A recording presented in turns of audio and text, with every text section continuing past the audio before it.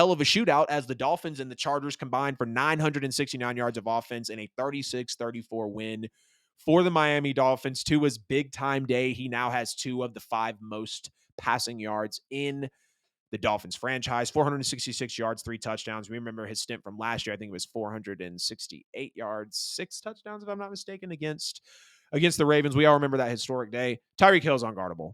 Absolutely unguardable. 11 for 215 and 2 touchdowns. Screw everybody who has him in fantasy. Jalen Waddle with 4 catches for 78 yards. It was a shootout like I expected. We had 7 lead changes here, and I'm so happy to see Tua play like this because I felt the same last year about how this team could be. He just has to be standing upright. I love the fact that he's a left-handed quarterback. I liked Tua at Alabama. I never really liked him better than Jalen, although he took Jalen's job. And y'all heard me when I got back on the show that I still like Jalen over Tua. But when Tua is able to play like this, I get it. It's against a Chargers defense that is very porous, and we'll get into that bad defense in a second. But knowing that we've seen some multiple outputs now, yes, maybe not against great defenses, but we know that it's inside this Dolphins team, and we know that Tua is capable in leading him. But I want to see him do it against top-tier, healthy competition as well at the end of the day. That's what it comes down to for Tua. People are freaking out about the Cowboys over the Giants. It's the Giants. Yeah, I thought the Giants were going to be a good team, but they proved to us why they're still the Giants. Everyone's talking about Jordan Love over the Bears. The Bears' defense was the worst in the NFL last year. And they still have Matt Eberflus. You just have to take things into context here. But without Teron Armstead, you have a really highly doubted Dolphins O-line. They really sent a message with a dominant day. They protect Tua on 45 dropbacks, no sacks, just 2 quarterback hits on him. You got the 2 tackles, Kendall Lamb, Austin Jackson, battling Joey Bosa and Khalil Mack, holding their own in this game. And you look at the fact that the Chargers took the football back with 1:45 to play. They had 2 timeouts, and they needed about 35 yards to get a realistic shot at the game-winning field goal.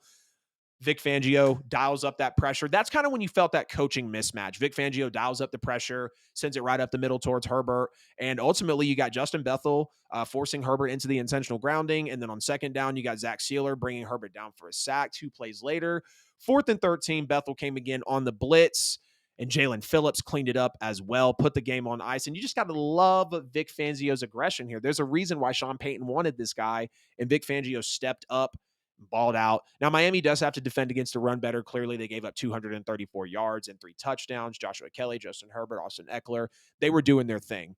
And the Chargers defense, speaking of the Chargers defense now, clearly they were horrible against the pass. We just heard all the numbers from Tua. Everyone was wide open.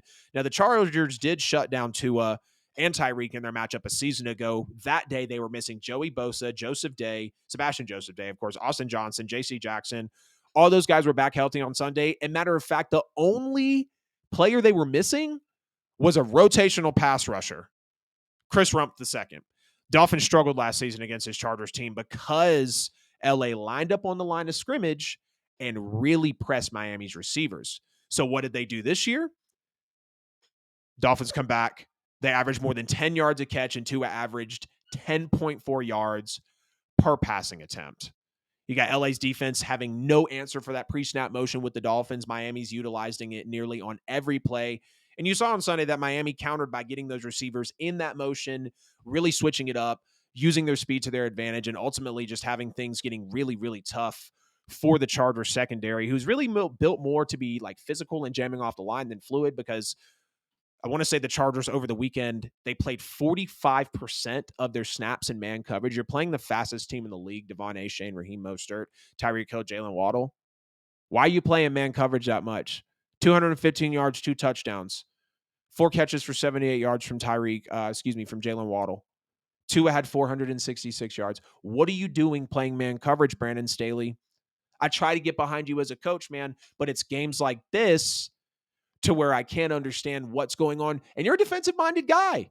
You came from that Los Angeles Rams team, that Super Bowl winning team. You're a Super Bowl winning defensive coordinator.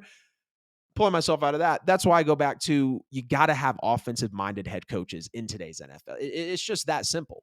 Offensive-minded coaches like Andy Reid, like Nick Sirianni, like Mike McDaniel, those are the guys with the top offenses in the league.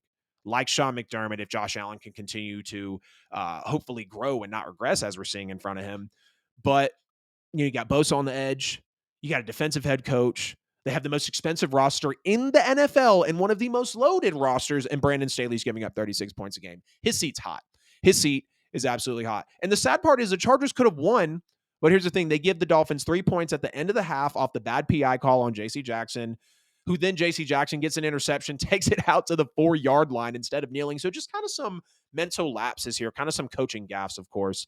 They go 3 and out on a driver. They decided to pass the ball on 3rd and 1. Again, what is happening? Despite the success of the run game, 234 yards, 3 touchdowns, like I was just saying. Justin Herbert sacked in front of the goal line.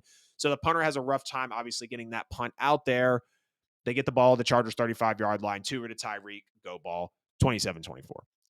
I mean, it's just too simple when your special teams can't perform, and well, really because of the way that the offense was sputtering, and you have the defense not being able.